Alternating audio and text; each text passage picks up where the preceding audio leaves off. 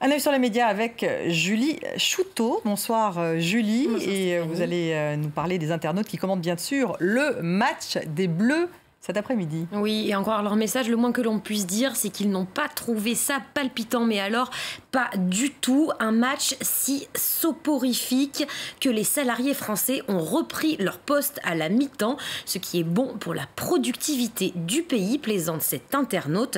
Mais vous le voyez, derrière le ton de la plaisanterie, les critiques sont en fait assez dures contre les Bleus.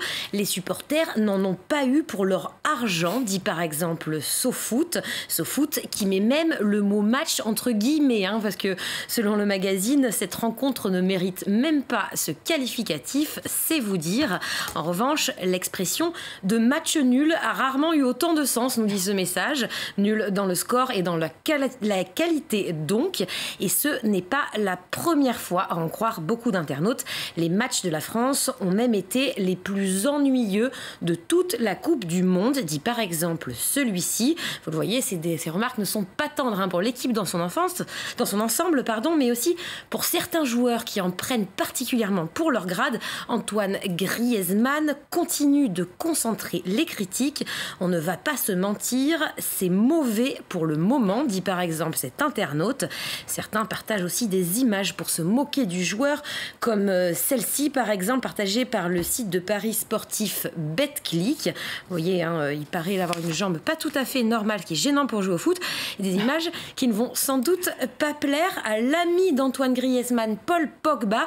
Paul Pogba qui ce week-end défendait son coéquipier et prévenait les observateurs en ces mots: ne touchez pas à mon grisou. Au vu des commentaires que l'on voit déjà fleurir sur la toile, on peut déjà dire que c'est raté.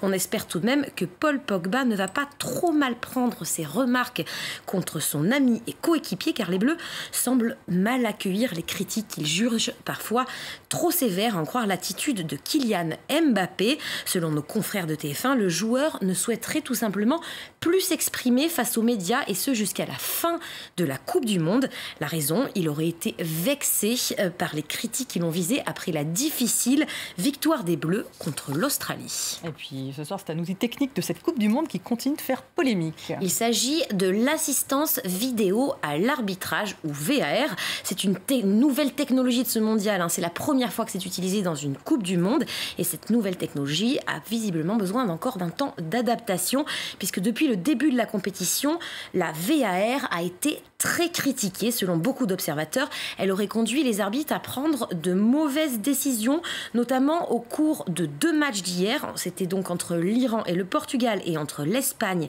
et le Maroc.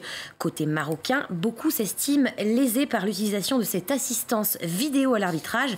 Selon donc les Marocains, elle aurait dû être vérifiée elle aurait dû être utilisée pour vérifier un corner tiré du mauvais côté et qui a permis à l'Espagne d'obtenir la première place du groupe B.